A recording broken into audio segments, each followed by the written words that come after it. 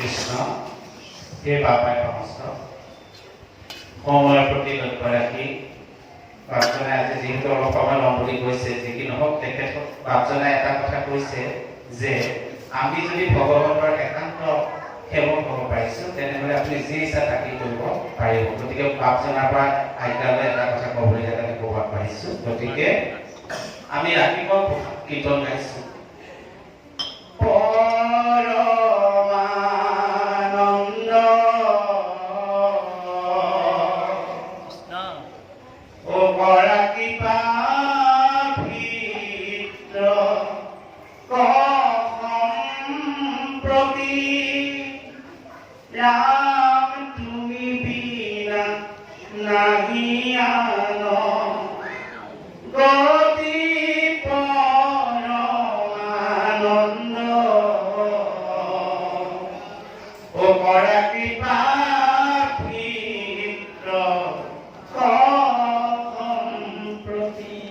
গতিকে বাপজনৰ পৰা আজ্ঞা লৈছোঁ কৃষ্ণ মাধৱ আপোনালোকে বেয়া পাব নেকি কথাখিনি ক'লে?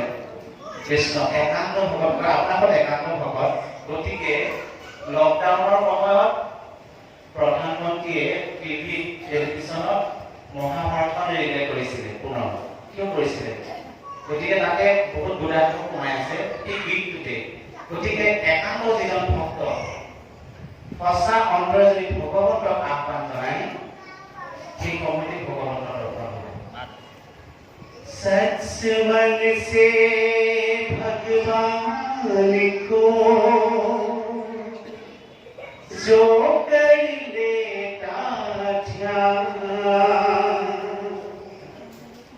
जब जब भक्त पुकारते आ जाते भगवान। सीखे हम बीते युगों से नई युग का करे स्वागत, करे स्वागत, करे स्वागत, करे स्वागत, स्वागत। अर्थात बापजनाই একান্ত ভকতৰ কথা কৈছে। আমি এই কাহিনীৰ মাজে চলাইছোঁ কৃষ্ণ। মই এই কথাটো বহু ঠাইত কৈছোঁ, আজিও কম বুলি ভাবিছোঁ। যদি আজ্ঞা কৰে বাপজনে শেষলৈ কম। আমি পাঠ ভিত্তিত প্ৰথম স্কন্ধৰ পৰা দ্বাদশ স্কন্ধলৈ ইমান জানিবৰ প্ৰয়োজন নাই, মোৰ কথাখিনি জানিলে হ'ল। যি কি নহওক কৃষ্ণ এখন গাঁৱত ভগৱন্তই গাঁৱৰ মুৰব্বীজনক সপোনত দেখুৱাই দিলে অহাকালি মই তোমালোকৰ গাঁৱলৈ যাওঁ। ৰাতিপুৱাই সেই গাঁৱৰ মুৰব্বীজনে গাঁৱত জাননী দি দিলে যে আজি আমাৰ গাঁৱলৈ ভগৱন্ত আহিব। সকলোৱে বাট পদূলি চাফ চিকুণ কৰি ধূপ ধূনা লৈ ভগৱন্তক স্বাগতম জনাবলৈ সকলোৱে ৰৈ থাকিব। সকলোৱে সেই মুৰব্বীজনৰ কথা মান্যতা কৰি সকলোৱে বাট পদূলি চাফ চিকুণ কৰি ভগৱন্ত আহিবলৈ অপেক্ষা কৰি ধূপ ধূনা লৈ ৰখি আছে। এই প্ৰাসংগিক কাৰণে কথাখিনি কৈছোঁ। বহু সময় হ'ল ভগৱন্ত অহা নাই, সকলোৱে বাট চাই আছে। সেই অঞ্চলতে এজন পাগল আছিলে, নাম হ'ল যদু। সেই যদুৱে 11 বজাত আহি প্ৰথম আহি সেই মুৰব্বীজনৰ গৃহত প্ৰৱেশ কৰিলে আৰু সেই মুৰব্বীজনে ক'লে সেই যদুক সোমোৱাৰ লগে লগে মই চমু কৰিছোঁ, অ যদু তই আজি সেইখন গাঁৱৰ পৰা ঘূৰি আহি যা, আজি আমাৰ গাঁৱলৈ ভগৱান আহিব। গতিকে ভগৱানক আমি প্ৰথমে সেৱা শ্ৰদ্ধা কৰোঁ, তাৰ পাছত তই ঘূৰি আহোঁতে আমাৰ ঘৰত সোমাবি, তাৰপিছত তোক খাবলৈ দিম আৰু কিবা এটা হাতত দিম, মই গুচি যাবি। যদু কৈছে হ'ব দিয়ক। তেওঁ গুচি গ'ল। প্ৰত্যেকৰ ঘৰতে সোমালে, কোনেও কিন্তু সন্মান নজনালে। গাঁৱৰ ঘৰত এহাল বাপ আই আছিল, তেওঁলোক একেবাৰে দুখীয়া। দুখীয়া আচলতে ভগৱন্তে তাকো ধনী দুখীয়া বুলি পঠিওৱা নাই, মই কথাটো মনে ভুল নুবুজিব। দুখীয়া কেইজনেই যিজনে মনুষ্য দেহাটোলৈ সাধু সংগৰ ওচৰলৈ অহা নাই, ভগৱানৰ নাম ল'ব পৰা নাই, সেইজনকে দুখীয়া হৈ গৈছে। যি কি নহওক সেই বাপ আই দুগৰাকী আলোচনা কৰি আছে, বৰা আজি আমাৰ গাঁৱলৈ ভগৱন্ত আহিব বুলি ৰাতিপুৱাই আমাক জাননী দি গ'ল। কিন্তু আজি আমাৰ কি দুৰ্ভাগ্য, আজি ভগৱন্তক সেৱা কৰিবলৈ আমাৰ হাতত 10 টকা এটাও নাই। আজি আমাৰ ধূপৰ পেকেটটো কিনিবলৈ আমাৰ হাতত পইচা নাই। আজি হয়তো আমি ভগৱন্তৰ দৰ্শনৰ পৰা বিচলিত হওঁ। তেওঁলোকে মনত ভাবি আছে যে ভগৱানক আমি আৰু দেখা নাপাওঁ। তেনেকৈ ভাবি থাকোঁতেই যদু তেওঁলোকৰ পদূলিৰ মুখেৰে পাৰ হৈ গ'ল। পাৰ হৈ যাওঁতে আইগৰাকীয়ে যদুলৈ চাই মাত লগাই, ঐ যদু। যদু যদুৱে ঘূৰি চালে, মোক মাতিছে নেকি? তোকেই মাতিছো, চাওঁ ঘূৰি আছো। যদু আহি নমনা মোক পালে। যদু ক'লে, তই যদি বেয়া নাপাৱ তোক কথা এটা কম, মানিবিনে? যদুৱে ক'লে, কিয় তেনেকৈ কৈছে? মই যদি মানিব পাৰো নিশ্চয় মানিম, কওকচোন। তোক কৈছো শুন, আজি আমাৰ গাঁৱলৈ ভগৱন্ত আহিব। গাঁৱত জাননী ৰাতিপুৱাই দিলে, সকলোৰে বাটে পদূলিয়ে তুমি ধূপ ধূনা লৈ ভগৱন্ত লৈ থকা দেখে পাইছানে? কৈছে, মই পাই আহিছো সকলোকে। গতিকে সকলোকে যদি দেখা পাই আহিছা, আমাৰ বাটত কিন্তু ধূপো নাই, কলপুলিও নাই, একো নাই, তইতো দেখিছ? কৈছে, দেখিছো। গতিকে আজি আমাৰ ধূপৰ পেকেটটো কিনিবলৈ আমাৰ হাতত পইচা নাই। গতিকে তোকে ভগৱান বুলি আজি সেৱা কৰিম, তই আমাৰ ঘৰলৈ যাবিনে? যদুৱে ক'লে, মোকে ভগৱান বুলি আকৌ কিয় ভাবিব লাগে? মোক সকলোৱে পাগল বুলি খেদিয়ে দিলে, পিছতহে তোমাকো দিছে, তোমালোকে আকৌ মোক ভগৱান বুলি কিয় মানিছা? কৈছে, নহয়, ভগৱানে আমাৰ ঘৰত আহিবও পাৰে, আমাৰ আজি ধূপৰ পেকেট কিনিবলৈ পইচা নাই, কিন্তু ভগৱানক সেৱা কৰিবলৈ আমাৰ মনে আগ্ৰহী হৈ আছে। কিন্তু ভগৱন্তে হয়তো আমাক দৰ্শন নিদিব, সেইকাৰণে তোকেই ভগৱান বুলি আমি সেৱা কৰিম। যদুৱে কৈছে, হ'ব, তোমালোকে যদি মোকে ভগৱান বুলি ভাবিছা, মই নিশ্চয় পালন কৰিম। যদু তেওঁলোকৰ চোতাললৈ গ'ল, সুন্দৰকৈ বিয়া এখনত আনি যদুক ভৰি হাত ধুৱাই দিছে। ভৰি হাত ধুৱাই দি যদু কৈছে, এই যদু, ধূপৰ পেকেটটো কিনিবলৈ আমাৰ হাতত পইচা নাই, আৰু তোকনো কি খুৱাম? তোক এগিলাচ পানীকে আনি দিওঁ, তই সেই পানী গিলাচত তৃপ্তিৰে যদি খাৱ, সেয়াই আমাৰ ভগৱানক ভোগ দিয়া হ'ব। যদুৱে কৈছে, হ'ব মা, তুমি যিদৰে মোক আপ্যায়ন কৰি মই তাকেই গ্ৰহণ কৰিম।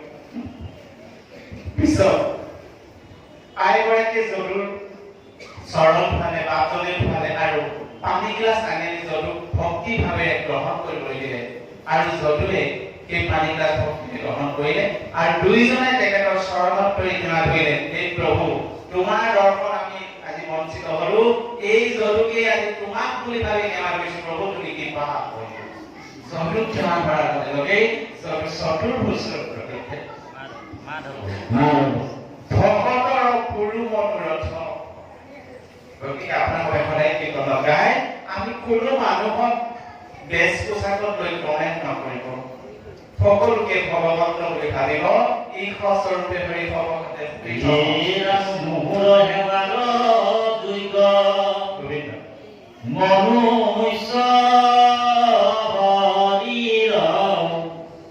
তাকেহে বুলয় গৃহ জামহাবীৰ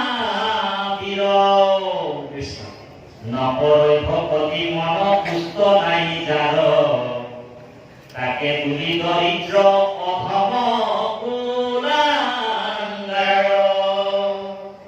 ৰাম মুখ অবেহেৰি কৰৈ বিষয় তৰপি, তাৰে নাম দুখী সখী জানিবা সম্প্ৰতি।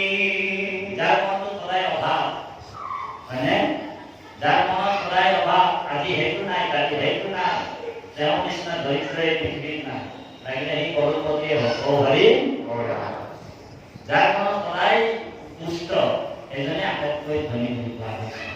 এই কথাটোকে কৈছে ভগৱান শ্ৰীকৃষ্ণই, এই নাম সাধু হম, এ বিষয়ত আদি আহপতি নাই জান, সাধু হম দয়া কৰে আমাক বিচাৰ, আন কৰ্ম এৰি ভকতি তৎপৰ, জানিবা উদ্ধৱ সখী হেৰি হেৰি ঈশ্বৰ। আপুনি মই বিষয় লৈ থাকো, ধন টকা পইচা অচৈধ্য বিভূতি আছে, দোকান বজাৰ সকলোৰে আছে, এইবিলাক সকলো আছে, তাৰ পিছতো যে আজি আপোনালোক আমি আহি সাধু হম কৈছো, ভগৱানে কৈছে যে বিষয়ত তাকিয়া ভকতি হয়ে যায় সাধু মন দয়া করে আমাকো বিচার মানে আত্মার বিচার আজি ইয়াত কিহৰ বিচাৰ হৈছে আত্মাৰ বিচাৰ ধন্যবাদ আন কৰ্ম এৰি ভকতি তৎপৰ জানিবা উদ্ধৱ হঠি হেৰি ঈশ্বৰ হেৰি ঈশ্বৰ তাৰমানে আপোনালোক আমি ভগৱন্তে নিজেই কৈছে যে আপোনালোক ঈশ্বৰ বেলেগকৈ বিচাৰি যাব নালাগে বিশেষত মনুষ্য মনত যিটো নৰ বিষ্ণু বুদ্ধি কৰি সৰ্বদায়ে মান্য কৰে সেইকাৰণে ইজনে ইজনক পাই পিনে আমি ঈশ্বৰ জ্ঞানী কৰিব লাগিব সকলোকে আমি ঈশ্বৰ ভগৱানৰে কৃষ্ণ ভগৱানৰে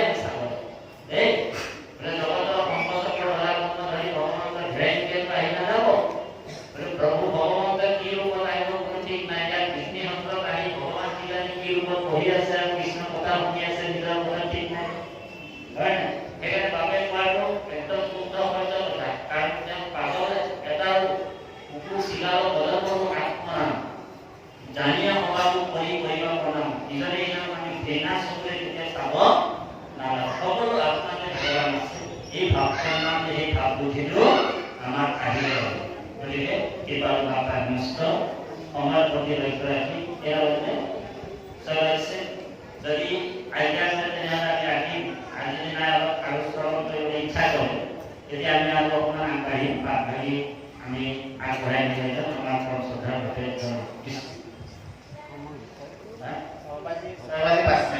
বহুত দূৰ দূৰণিৰ পৰাও আহে ভগৱান বৈষ্ণৱ যাব লাগে বহুত দূৰৰ গতিকে পিছৰ কাৰ্যসূচী আছে কৃষ্ণ কিবা কৈছে কৃষ্ণ কথা এনেকুৱাই বোলে অমৃত নিচিনা শুনিলে শুনিয়ে থাকিবলৈ মন যায় আৰু আমাকো ক'বলৈ মন গ'লে কৈয়ে থাকিবলৈ মন কৃষ্ণ ভাল তেনেহ'লে আমি অকণমান পাঠকে আগবঢ়াই দিছোঁ যেনেকৈ আমি চেট কৰিছোঁ ইয়াতে আমি ৰখাম শ্লোকতে ৰখাম তাৰপিছতে আমি পাঠ ভাগি সামৰি সেৱা জনাইছোঁ ইৰাম সত্য ভামা বসুমতী দিলা অনুমতি গদা ধৰি যুদ্ধ সন্মুখদুপতি গদাৰ প্ৰহাৰে ভাঙি পৰ্বতৰ গড় অস্ত্ৰৰ যন্ত্ৰ অস্ত্ৰে নীলাগম চক্ৰে হানি অগ্নি জলবায়ু উঠিলা খড়গৰ প্ৰহাৰে চাৰি পাশে দিলা পাঞ্চজন্য সংশোধনী কৰি আতিশয় ভেটিলা সকলয়ানো গড়যন্ত্ৰ যিমান তেওঁ হেৰিবিলাক বনাইছিলে ভগৱন্তৰ যেতিয়া চক্ৰ পঠিয়াই দিলে চক্ৰটো ভগৱন্তৰ এনেকুৱা তেজস্বী হয় এটা এটা ধাৰ পৰত যেনেকৈ থাকে এটা এটা ধাৰ বোলে কোটি সূৰ্যৰ সমান প্ৰকাশ হয় কোটি সূৰ্যৰ সমান তেজ আছে তাত এই চক্ৰটো গতিকে আপোনালোক জানে যেতিয়া ভগৱন্ত গোবৰ্ধনটো পৰ্বতটো এনেকৈ দাঙি ধৰিছিল পৰ্বতটো দাঙি ধৰোঁতে মানে যিমান গোপীসকল আছিল ব্ৰজমানৰ হেৰি আছিল শিশুসকল আছিল নাৰীবিলাক আছে সকলোৱে মানে উঠাৰ নিচিনা হৈ গ'ল সোমাই গ'ল তাৰপিছতে ভগৱান বলৰামক ক'লে তই সৰ্প হৈ যা তাৰমানে অনন্ত স্বৰূপে বলৰাম আছিল ভেটা দি দিলে তাৰপিছত ভগৱানে ক'লে সুদৰ্শনক ক'লে তই একেবাৰে ওপৰলৈ যা আৰু ওপৰত ঘূৰি থাকিবি ইন্দ্ৰই যেতিয়া চাম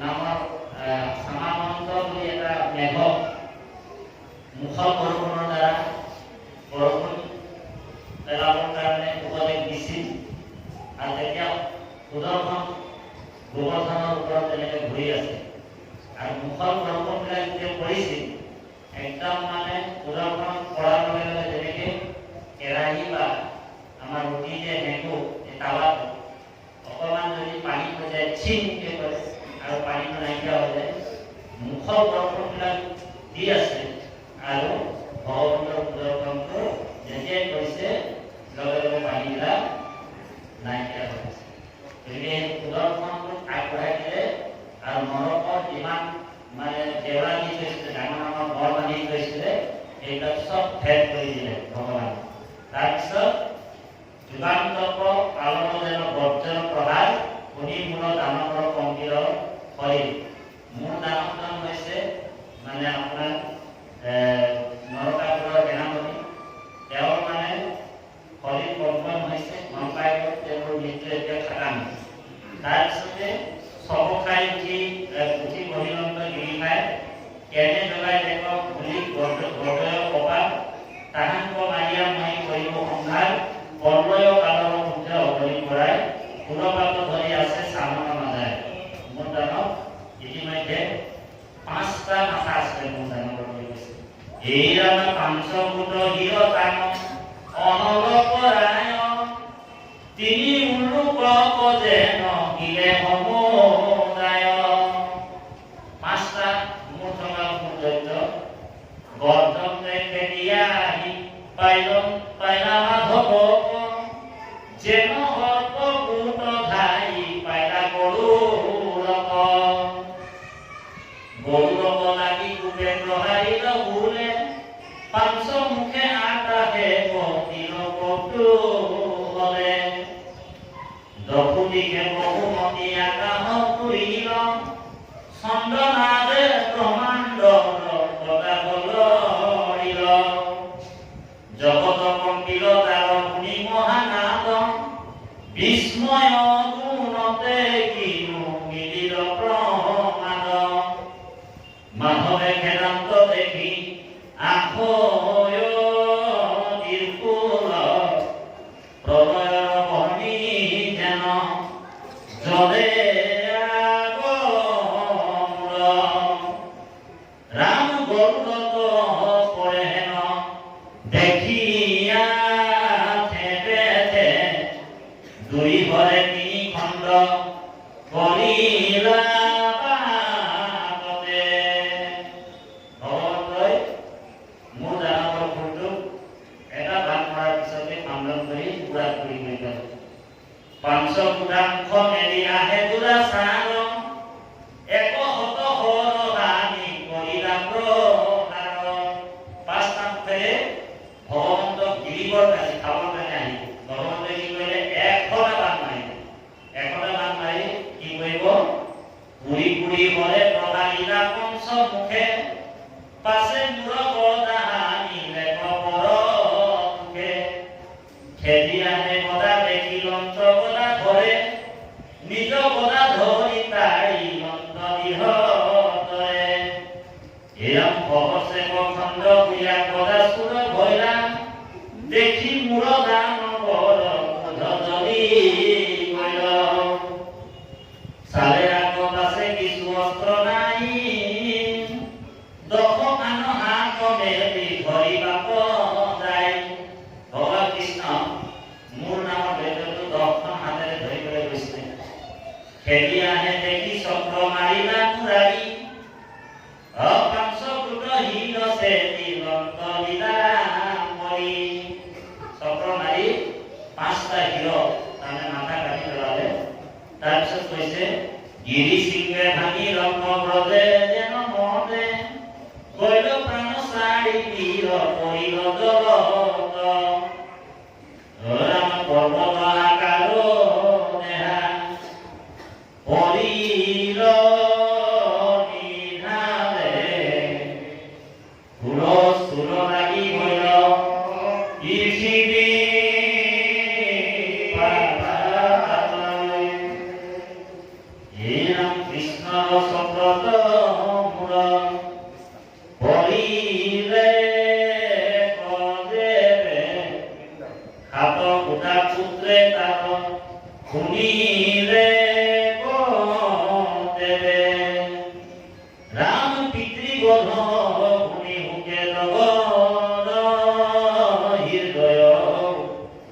কৃষ্ণ মধু জীবে হবে হৰিলা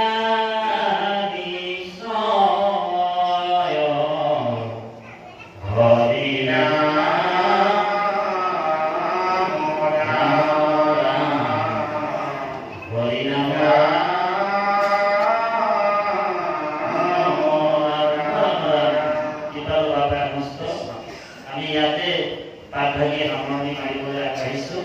সমস্ত দলতে চৰণ কমলত সেৱা জনোৱা হৈছে। আকৌ গাড়ীৰ পিছফালে লিখা থাকে আকৌ আহিম। যদি গুৰুৰ কৃপা হয়, কৃষ্ণৰ কৃপা হয়, অহা বছৰ যদি আপোনালোকৰ ভগৱন্তৰ কৃপা হয়, আপোনালোকৰ কৃপা হয়, তেনেহ'লে নিশ্চয় আহিম বিজনী সত্ৰলৈ। বিজনী সত্ৰ সমস্ত ভকত বৈষ্ণৱৰ উন্নতি আৰু মংগল কামনাৰ অৰ্থে আজি আমাৰ ফালৰ পৰা আমি এই বৈকুণ্ঠ কল্পটোৰ পুৰাণ সূৰ্য মহাভাগৱত পাঠ আৰু ব্যাখ্যা অনুষ্ঠান ভাগ আমাৰ ফালৰ পৰা সামৰণি দিয়া হৈছে। 10টা বজাত ট্ৰেইন আছে, বোলে অকল ৰাতিপুৱালে ট্ৰেইন নাহিব, আপোনালোকৰো ট্ৰেইন আহিব। কাৰণ ট্ৰেইনটো সকলোৰে আহিব, এদিন নহ'লেতো এদিন আহিবই লাগিব ট্ৰেইন, নহয় নে? কাৰণ ভগৱন্তে কৈছে যে যত হাংসা ধন ধান পুত্ৰ পৰিবাৰ মৰিলে ভগে এক ৰতিও নযায়। যেতিয়া মৰিলে এটা ৰতি কোনো দিব নোৱাৰে, পাৰিবনে? নিজৰ পুত্ৰ ভাইকে চব এৰি থৈ যাব হয়নে? উৰিষ্যা ভাষাত কৈছে অচিতু অকলে জীবুতুই অকলে অৰিছি অৰিছি মৰিবু অকলে। আহিছ অকলে, যাবিগৈ অকলে, অৰিছি অৰিছি মৰিবি অকলে। কোনো সংগে আৰু কোনো নাথাকে। আইগৰাকীকো যদি চাব পাৰে, যেতিয়া বিজনী ষ্টেচনত ট্ৰেইন আহি যাব, হয় নে বাৰু? চিগনেলবিলাক দি আছে বাৰু, হয় নে বাৰু? এটা চিগনেল পাই আছে, আপোনালোক পাই থাকিব আৰু এখনত সেই ট্ৰেইনখনত যেতিয়া উঠিবলৈ যাব, এটা কাপৰ টুকুৰা আৰু এটা পিনৰ টুকুৰা লগত লৈ যাব লাগিব। আৰু যেতিয়াই ট্ৰেইনখনত উঠিবলৈ হ'ব, তেতিয়াই আপোনাক তাত থকা টিটিটোৱে কি বিচাৰিব? টিকেট বিচাৰিব, হয় নে? টিকেটটো দেখুওৱা, তাৰপিছতে টিকেট লগত তেতিয়াহে ট্ৰেইনত বহিবলৈ দিয়ে। তেতিয়া সেই টিটিজনে হৈছে জমদূত। ভাৰি বোলে টিটিজনক বোলে জমদূত, আৰু টিকেটটো বিচাৰিছে, কি টিকেট বিচাৰিছে? বোলে ৰাম নাম কৃষ্ণ নামৰ টিকেটটো ভালকে কটালি নাই। সংসাৰতটো আহিলি, মানৱীজনক পালি, হয় নে বাৰু? ৰাম নাম কৃষ্ণ নামৰ টিকেটটো তই ভালকে কটালি নাই। যদি টিকেটটো ভালকে দেখুৱাই দি, মোৰ ওচৰত টিকেটটো আছে ৰ, ৰাম নাম কৃষ্ণ নামৰ টিকেট, তেতিয়া সেই টিকেটটোৱে কব তই বোলে ফাৰ্ষ্ট ক্লাছত বহি যা, ৰিজাৰ্ভেশ্যনত বহি যা, য'ত বহি গৈ কাষ্টত যাওঁ। ভাৰি আৰু যদি টিকেটটো নাই কেনেবা, তেনেহ'লে ক'ব বোলে কাণত ধৰিব, নাম বোলে ট্ৰেইনত উঠিবলৈ আহিছোঁ, হয় নে বাৰু?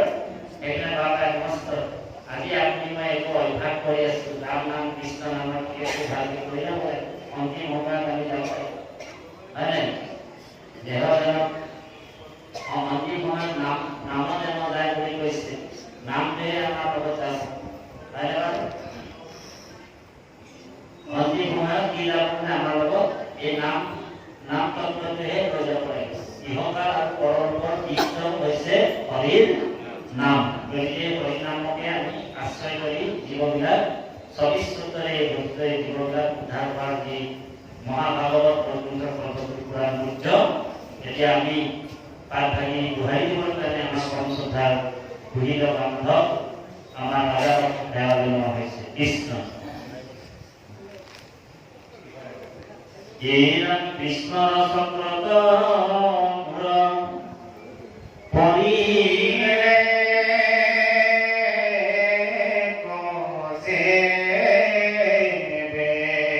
ৰাম ৰাম ৰাম ভাগৱতা পুতে দাৰ শুনিলে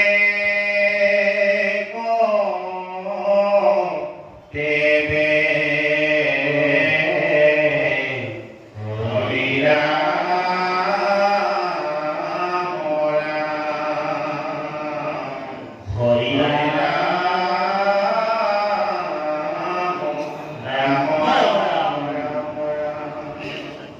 জয় ৰাম জয় নাৰায়ণ।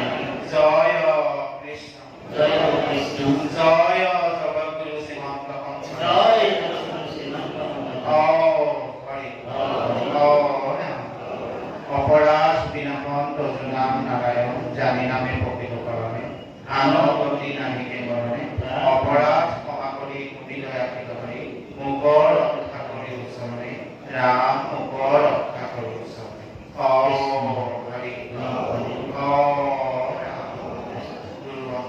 শ্ৰীমন্ত শংকৰ হৰি ভকতৰ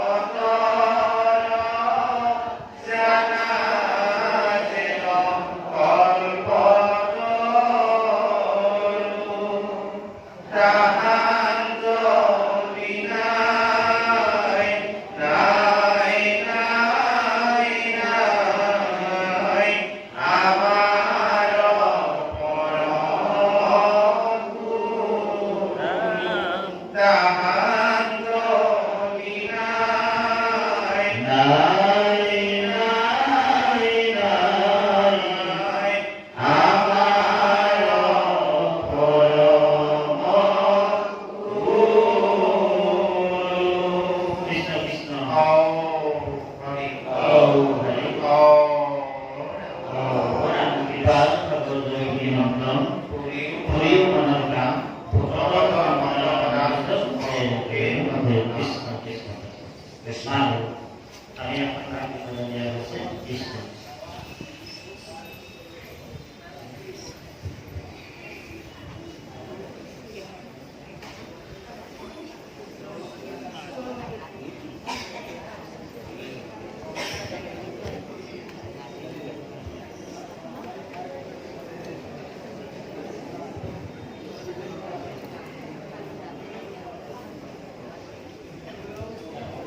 কৃষ্ণ কেৱল বাবা একমাত্ৰ আপোনাৰ হৈছে মহামহন্ত নৰপী নাৰায়ণ বৈকুণ্ঠ পারিতস্বর আমি আপনার দাসর দাস কীর্ত কীর্ত চরণ ধূলা মাত্র আজি পবিত্র বৈকুণ্ঠ ধাম বিষ্ণুভদ্র আর বিষ্ণুভদ্রর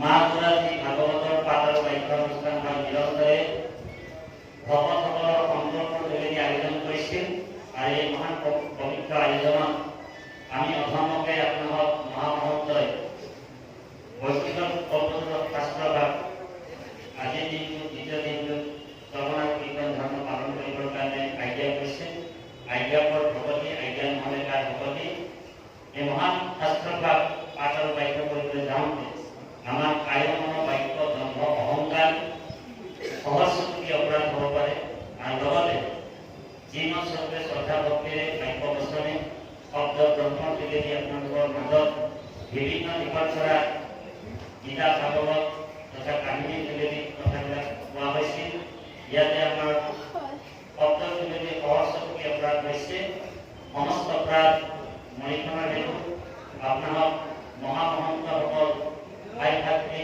পিতা পুত্ৰ অনুগ্ৰহ ৰাখি আমাক ক্ষমা কৰিলে প্ৰভু ভগৱন্তই ক্ষমা কৰিব এই উদ্দেশ্য লক্ষ্য ৰাখি আপোনাৰ মহামহন্তৰ চৰণ কমলত আমি অপৰাধ ভঞ্জন ভাগ নিবেদন কৰি প্ৰভু ভগৱন্তৰ চৰণলৈ আগবঢ়াই দি জনোৱা হৈছে এয়া অগ্ৰতে কমিও দুখ জগত নিবাস হেন কৃপা কৰি বুলন্দ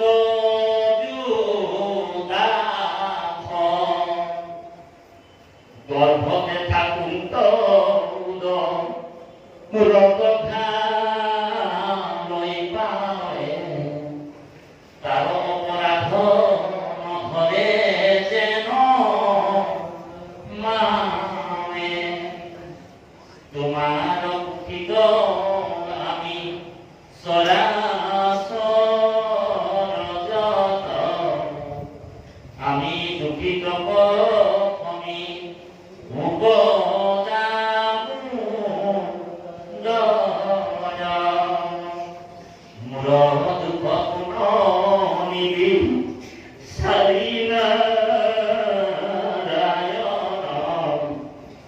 নিজৰ কৃপা গুণে মুদ হয়ুগ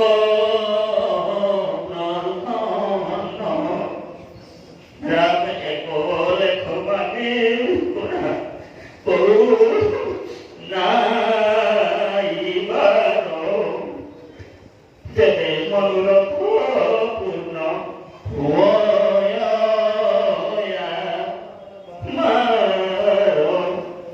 তেবে মনোৰথ